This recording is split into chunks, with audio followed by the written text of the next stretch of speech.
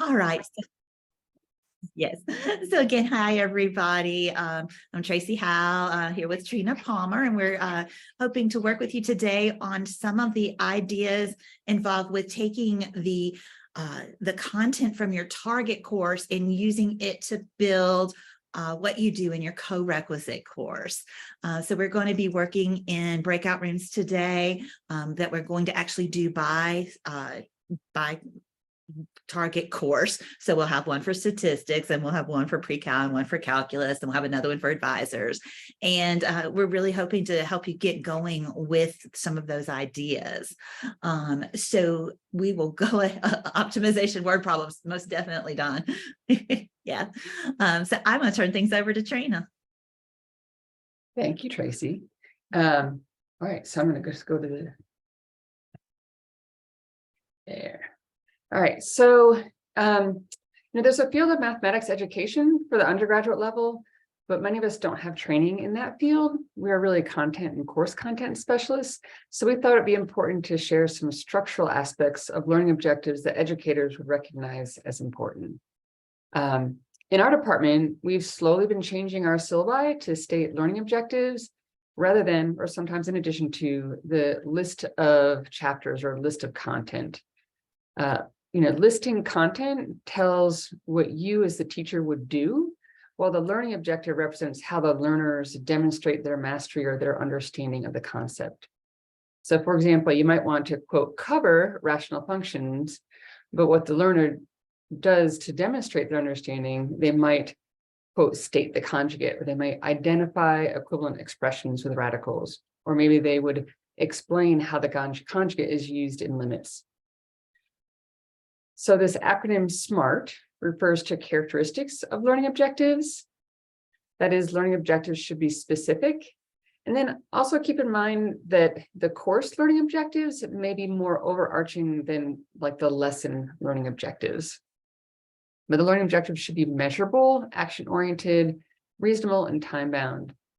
And by specific, we mean that the learning objective will precisely state what the learner will be able to do.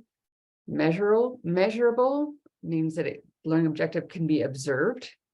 Action-oriented means the learning objective will have an action verb associated with it. Reasonable and time-bound means that the learning objective is appropriate to the time and scope for the course.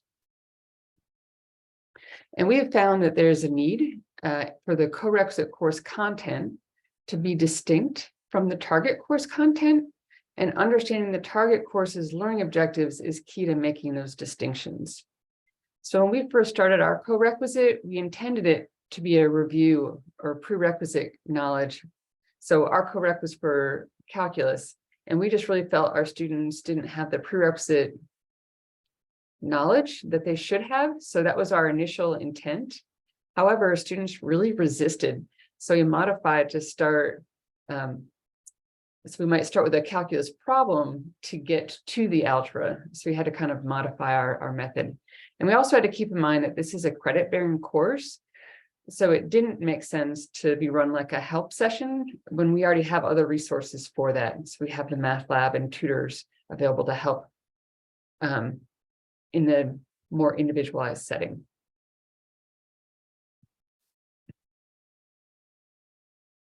So the learning objective in the lighter color is an example of a learning objective for a pre-calculus course that probably should be modified. So it just says students will learn about rational functions. Again, this informs the teacher what they might want to do, but doesn't state how it's going to be observed. So the darker colored ones are modified.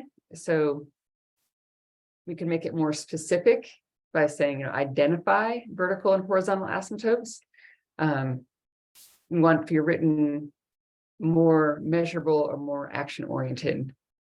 All of these that I gave examples of are, well, even the original one may be reasonable and time-bound. It's hard to know what aspect of rational functions would be covered. But if you've taught pre-calc for a long time, you might have in your mind what is reasonable, but that's not clear in that statement.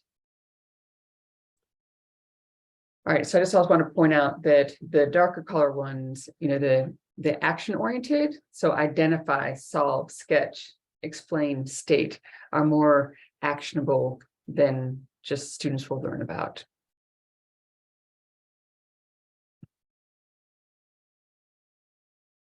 Right, so there are lots of learning objectives within the target course, and one of the hard parts about your job is to determine which of those learning objectives you want to support. So we're going to put you in groups, as Tracy said, by discipline. So statistics, pre-calc, and calc. And we're going to have another room for the non-mathematicians. And we're going to have you create or list learning objectives from the target course that you want to support. So we asked for today that you just look over the learning objectives. Now, I looked at the syllabi that you guys some of you turned in on the survey before we ever started. And some of the syllabi didn't have learning objectives. So you may be creating some learning objectives, and some of them might be vague and you might want to have more specific ones. So we have a Jamboard that Tracy will put a link to, or she already has. And on frame 1, we'd like for the statistics group to list learning objectives they want to support. Frame 2 is for pre-calculus. Frame 7 is for calculus. We're going to work in this same Jamboard on several other breakout rooms.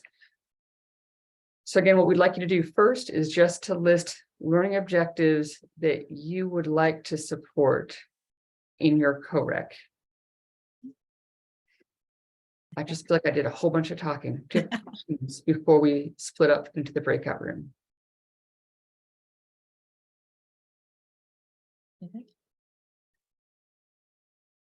So just kind of to build on what Trina said, you're going to see several pages for the statistics group, for the pre-cal group, and for the calculus group.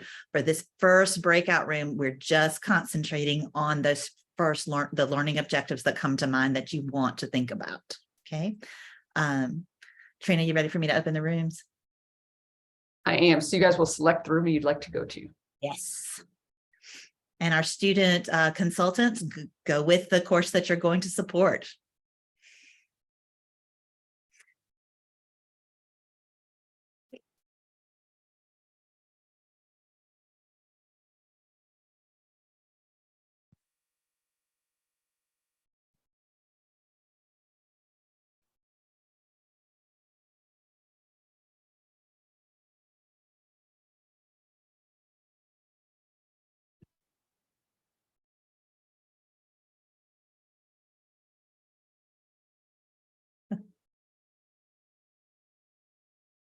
Oh no. So far, we've got one stats person and one pre-cal person.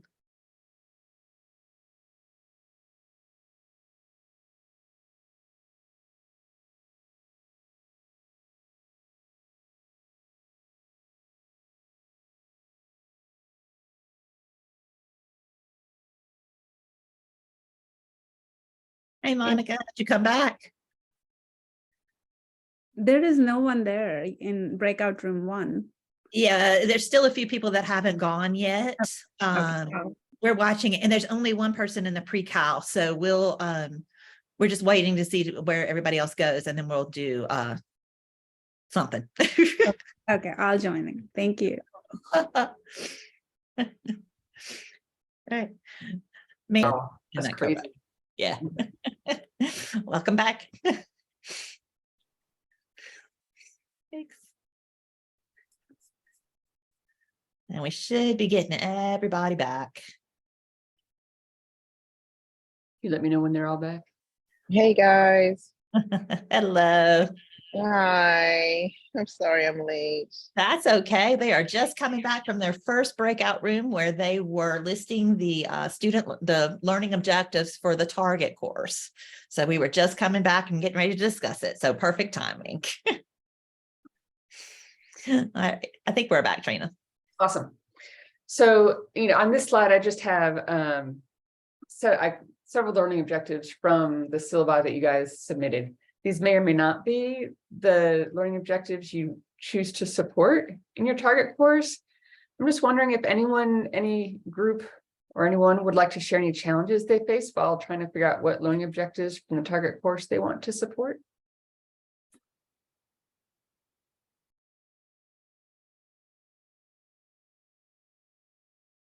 No challenges. I'll share my challenge. It's really difficult for me to think about having a class that meets 1 hour a week and to support all the ones I want to support, but I know that's not possible. So really narrowing down which learning objectives are going to be the most valuable is a challenge for me. And I say that, and I'm not even sure. Ours meets 2 hours a week, but is a 1 hour course. So even meeting 2 hours a week is difficult. Trina, I share that. I know my role in this is a bit different, but in the co-requisite course that I offered last semester in calculus, we met a little over 2 hours a week. But the one challenge was that I knew that the students were all coming from different experiences and different backgrounds in terms of content exposure. And my challenge was creating learning objectives that were specific enough, but also broad enough to address everybody, but be specific enough so that I had these, very, very measurable outcomes. So that was definitely a challenge. Yes, and I also find that I change them sometimes depending on once I know my students, I might modify my focus. Absolutely, yes. It was a very dynamic set of objectives for me. Good, thank you. Thank you, Tamar. All right, so our next task is for the learning objectives that you selected, we'd like you to create a question that would address that learning objective. So here are just some examples. Here's 2 learning objectives from a potentially a pre-calc class. So solve equations with rational functions. And then I have this problem that would address that. And then another one for identifying vertical and horizontal asymptotes. So again, the task now is to just take the learning objectives you had, maybe create another sticky note, or well, you guys have all done it differently, but in the second page and third page of the Jamboard, it asks you to pick one of those learning objectives and one problem and do that for 2 of them. Any questions? And Tracy and I will hop into these rooms in case you guys have questions. Yeah. And I know I was just looking, the calculus group, you've got a bunch. For this particular exercise, just pick 2 of them, so one will go on the next page and one will go on the page after that. And then we just need a problem that would address that particular learning goal. And then we're going to come back together and do something else. That seem okay? Sounds great. So we can go back into the room that you were just in. Yep, there they go. Okay, great. And Melinda, do you want to go with the advisors or do you want to stay with us or?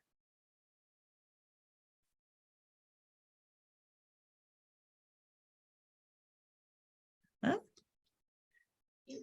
We didn't have any advisors in the advisor room previously. So it was me and Mandy and Stacy. Yeah. And so we just talked about the research plan, which we finished. Great. Perfect. So. All right, let's see. Juan, do you? Oh Lord, it took me forever to find that mute button on this. I'm on my phone. I'm on my phone.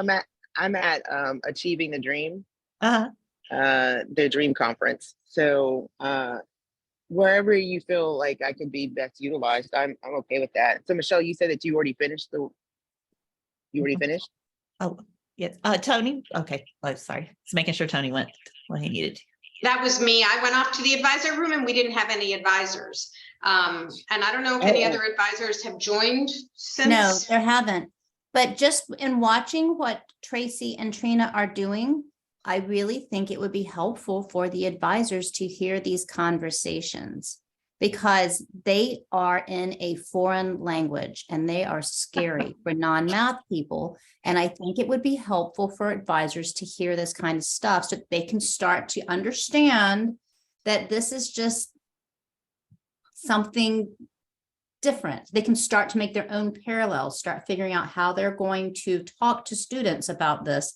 When you see words like asymptote, which sounds like a disease, how are you going to talk about that with students, right? Without going, I know, right? It's so hard.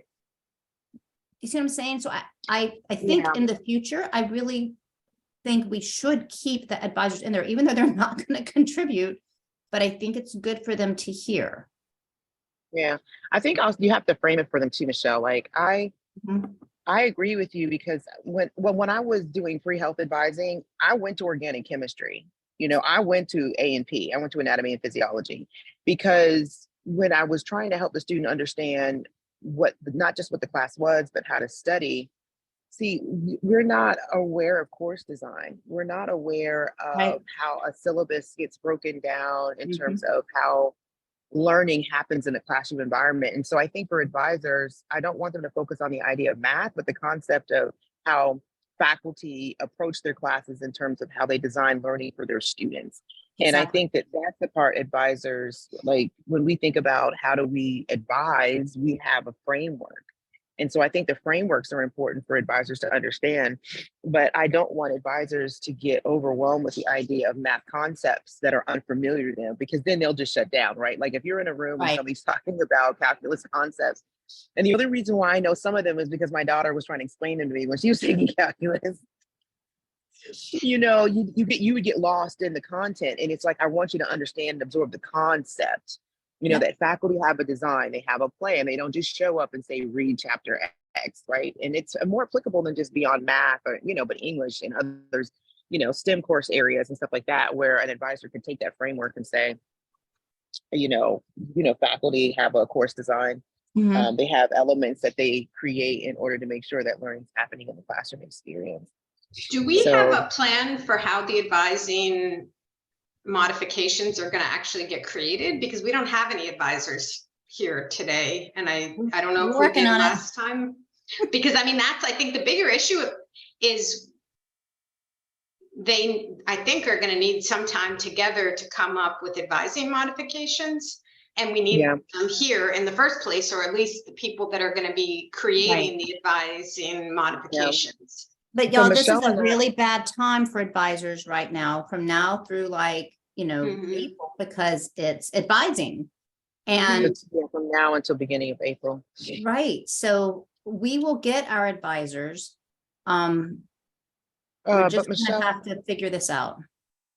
maybe okay, if we had a separate meeting with the advisors, but we showed them like a model of what it is that we hope, maybe we can work on building that, and then they're editing, they're not having to create. It is overwhelming to show up and look at a blank page. It is. And because they're going to go straight from spring registration straight into freshman orientation. And that is where we need them to be recruiting for these Right. particular classes. So why don't we work on that, Michelle, and then Okay. just kind of meet with them, maybe in a time that's convenient for them and their schedules, which I would think is a Friday afternoon. I was Okay, an advisor. Nobody's hanging around you at 4 o'clock on a Friday. And let's so get maybe with we go from there. Quinicia too. I'd like for Quinicia to take the lead on this, so let's loop her in.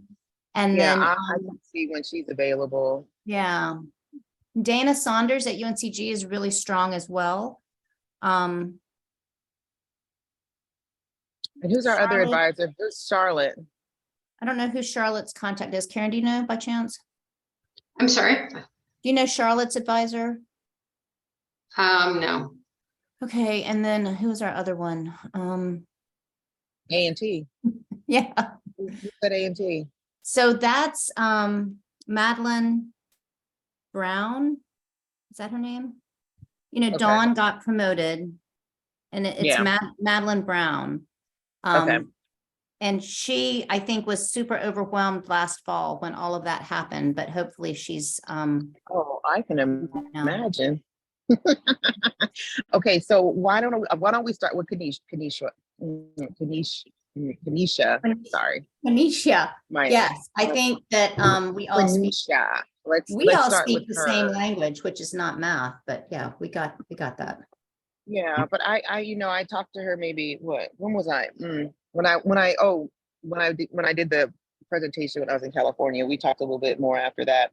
Oh, good. And I think that I'll still I will show up not with a blank page, and we will work it through, and then try to pull everybody else together when it makes sense. So Karen, we'll work on that and then be able to report back to the group. And so, And in the slides that I shared from that first presentation, there's a little bit of structure, and in the grant itself, there's a little bit of structure around some of the areas of messaging aside from recruiting. okay. Do you have access to that, or would you want me to share it with you again? Can you share it with me again? Yeah. Because I feel like everything might be in that one folder, but my Yeah. emails are bananas. I feel exactly that way. So then Michelle, then we can say, okay, this is the messaging, this is the plan. When they start orientation, if they're using placement scores, you know what I'm saying? Then we could just kind of have them fill in the buckets in terms of how that would show up individually on their campuses. Because I would imagine that it sounds really very helpful. different. Yeah. I also like your idea about going to the class. Oh, like understanding the classroom dynamics for advisors. Yeah. Oh, you mean like physically going to the class? Well, I see that's the kind of weird advisor I was, No, I because think I got tired of watching my students like, organic chemistry is murder. And I'm like, is it murder? Is it? But really A&P murder? actually was real, I showed up on the day they did the cadaver when I went to A&P. And so he was like, put this stuff up under your nose so you don't smell the body. And I was like, this is a lot. That's a lot, yeah. It was a lot. It was a lot. But let's see. Okay.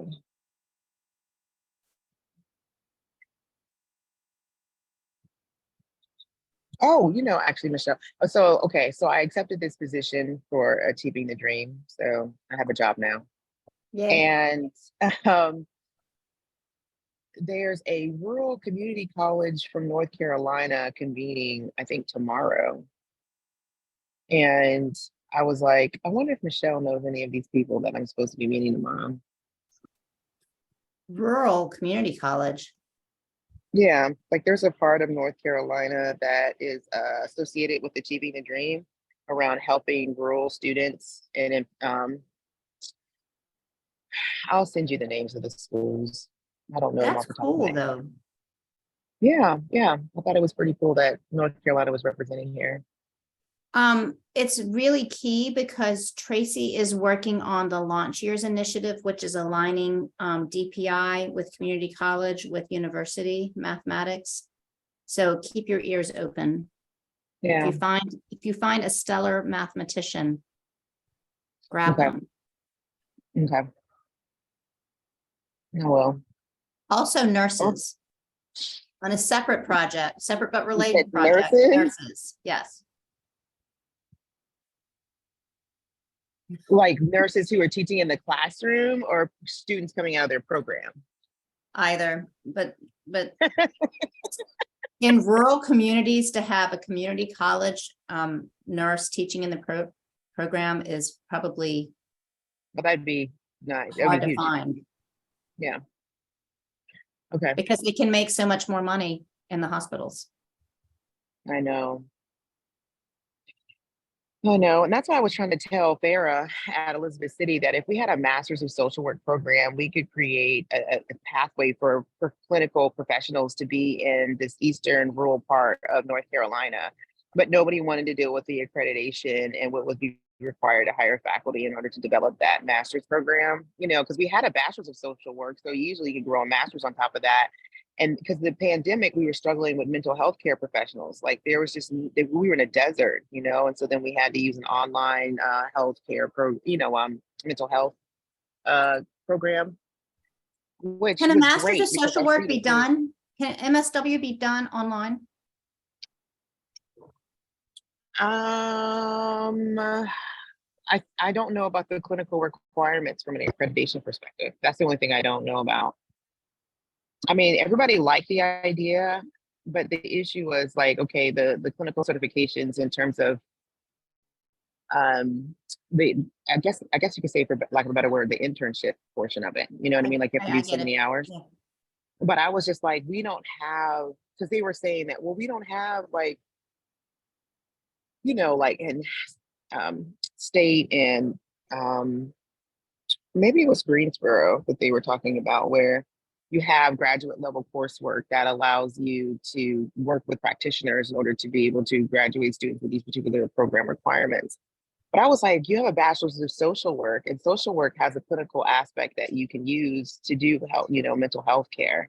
And I don't know, maybe I was too pie in the sky, but I just felt like we can't just keep saying that we can't contribute to this problem. You know, we can't contribute a solution to this problem. Right. Are they going to bring people back? What do you mean? Everybody's still in breakout rooms. Oh. Well, then on that note, I have to jump to a plenary here. And so Okay, I will let's- follow up with You and you, I, Michelle. yeah. Karen, and I thank can you so much connect. for sending that information, and then we'll be able to develop the messaging around not just the recruitment, but the messaging that we should be sharing with advisors. Because eventually it can't just be these 3 or 4, sorry, points of order. We've got to be able to get to their advisors too. I'm right now, I just shared the slideshow with you, and I'm sharing this sort of updated timeline document, and the first paragraph after the main long timeline, which you'll be like, that doesn't have anything to do with me, summarizes the process for the advising that we're hoping for. So there is something relevant in there, even though it'll look like it isn't. And I'm going to share it right now. No, thank you so much. And Michelle, I'm in Chicago until Friday morning, so I'll probably just email you this week for a time for next week for us to get together. Okay. All right. I've got time next week because it's board. It's good. And how much longer do you want to keep them in the breakout rooms? Yeah, they need to. Bye, probably- guys. Okay. Have a good Yeah. day. Do y'all want to? Okay. I was going to say, Michelle, y'all can go into a breakout room if y'all want to keep talking when we come back. We're good. All right. They're Listen still to that working. little turkey butt. That was the nicer things I can think to call them. Okay. So close the room, Trina. Yes. Yeah, we're not gonna have time for the last one. But I at least want to show them what the plan was for them to do kind of on their own. Oh, you want to stop at 10 till? Yes.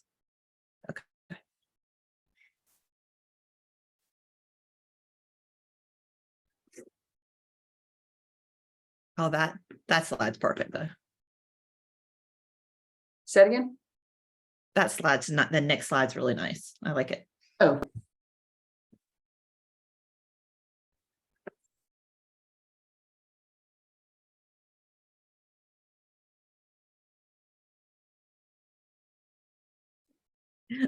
They're all still trying to get stuff done.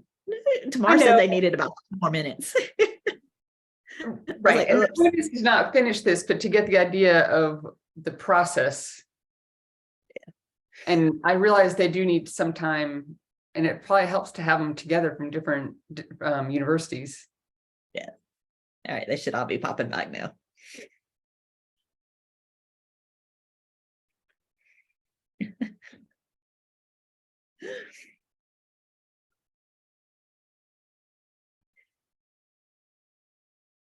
And that should be everybody.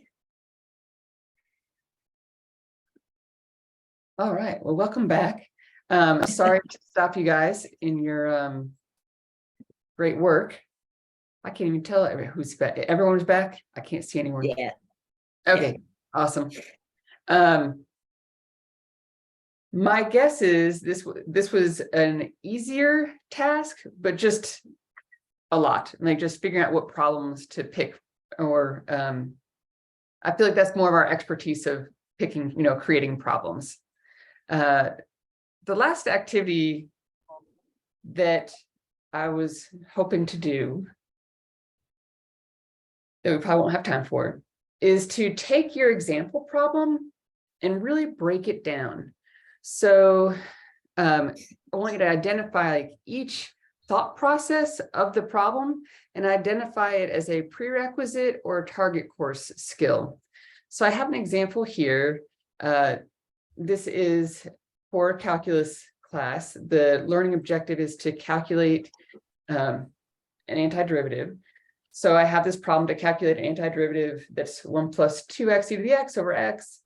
And I tried to break it down into, again, the thought process. So the first thing is knowing that you can decompose this fraction into 2 pieces, which I identified as a pre-calculus skill. But another skill is to just recognize that decomposing it actually helps you to do this problem. And so to me, that was a calculus skill. Knowing that 2x e to the x over x simplifies to 2 e to the x, that's a prerequisite skill. And then knowing the antiderivatives of each, I would say, is a calculus skill. And by no means did I include everything. After I made this, I realized I forgot to include that the antiderivative of the sum is the sum of the antiderivatives. And I think I forgot it because from my experiences, students don't mess up that piece. It feels kind of natural to do that. So I feel like I've learned a lot of skills that I didn't necessarily think about before until doing these activities, is that there's a lot of recognizing and identifying that we don't explicitly talk about that students might get stuck on. So students may not be able to start because they're not identifying that you should split this fraction up. So that has been helpful for me to, in my teaching, to be more explicit about that skill. I don't even know what time it is. So I really want to be respectful of your time. About 4 more minutes. Yeah, so I'm not going to send you back to your groups. What I'd like to do is, well, I guess, are there any thoughts? Do you feel like how do you feel about being able to do this with the problems that you have? Do you feel like you could identify these pre-calc and prerequisite and target course skills that seem like a doable task? I see no. Trina, I love doing these, the really thinking about it and tearing it down to get back, because then it really helps me to focus on what I need to be planning for in my co-requisite classes versus what's going to be in the target course. But it does seem overwhelming because, I mean, if we think about all the different targets, so it does take a while. So I have a question. Yeah. In co-requisite course, do you envision breaking up the skills like that for the student explicitly and going over, well, this is something that's like telling them this is prerequisite and then this is calculus knowledge, or more for us to think about what we're doing? So I think I have to be careful with that. I do like them to recognize what kind of the new skill is, and that here's what we're going to help work on. But careful in the sense that to not make them feel bad that they don't know the prerequisites. So I often do a lot of, I understand this was supposed to be seen. You may or may not have seen it, but I do think it's important for them to understand that I sometimes think they're overwhelmed, like, this is so much. Well, it's not a lot because this was kind of expected, but we're here to help you with that expected. Does that make sense, Don? Yes. Okay. I mean, again, it's up to you, but I think it's important for them to understand what the purpose of calculus, like what they're meant to learn, because so many of them get stuck on the prerequisite and they're like, oh, this is so hard. But is it that the calculus is hard, or is it their lack of background is making it difficult? And again, I keep speaking about calculus because that's my experience. I wanted to show you a document in the designer notebook. This is one of the files that you have to help guide you through this process.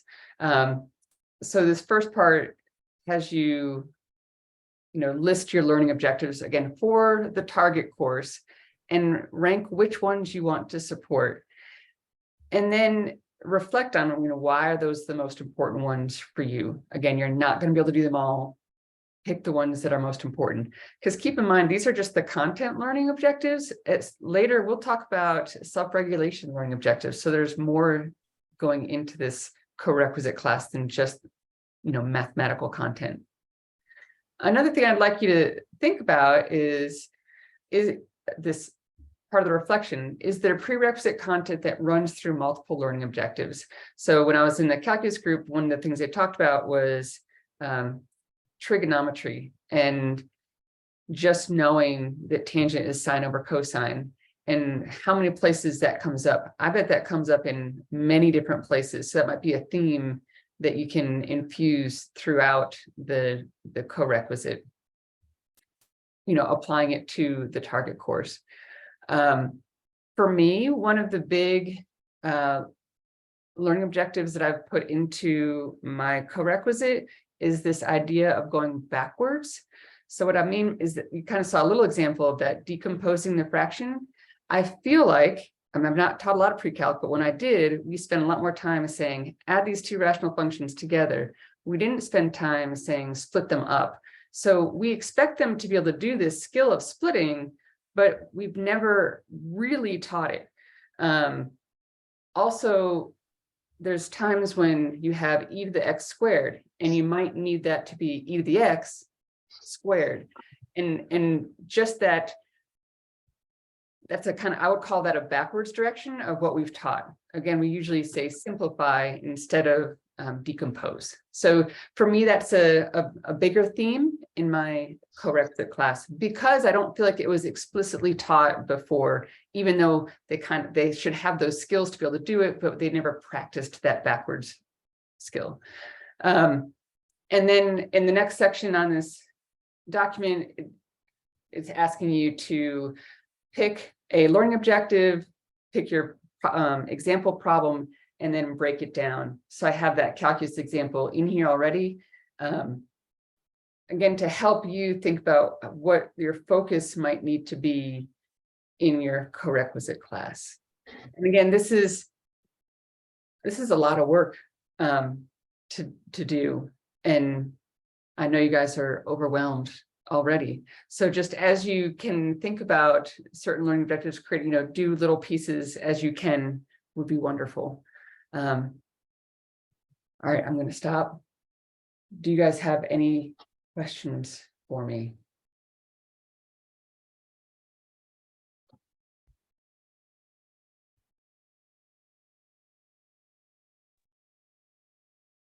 Okay. I have a question. Yes. I have a question in terms of not about the topics we covered today. In terms of the assessment, we said last meeting that we don't assign homework in this co-requisite course and tests and quizzes. So my question is, how do we motivate students to come and attend the classes? So for our co-requisite, a large part is just attendance and participation. So if, I forgot how it was phrased, but maybe I'll ask Katie to send out our syllabus for the co-requisite class so you can see exactly how we grade. But a big part of it is based on attendance. And then for us, we do assign some homework, but it might be take a page of your calculus notes and fill in the gaps.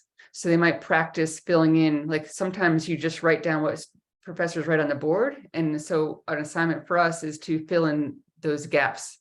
And then so they take a screenshot of their notes and they fill in the gaps. So we don't ask them to do quote mathematics necessarily outside of class, but we do ask them to do self-regulation stuff outside of the class, but more the mathematics is during class time.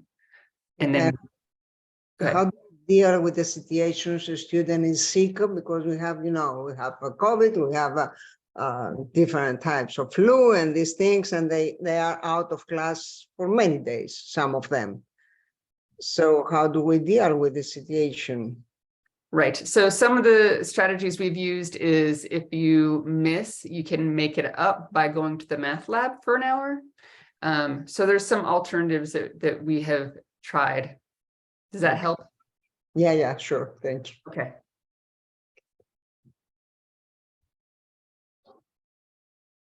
Okay, well, Katie will send out her Monday email with just some reminders. Next week, we'll look at more of, you know, what you've done on this and how that's going to help guide your learning objectives for the for the co-requisite class.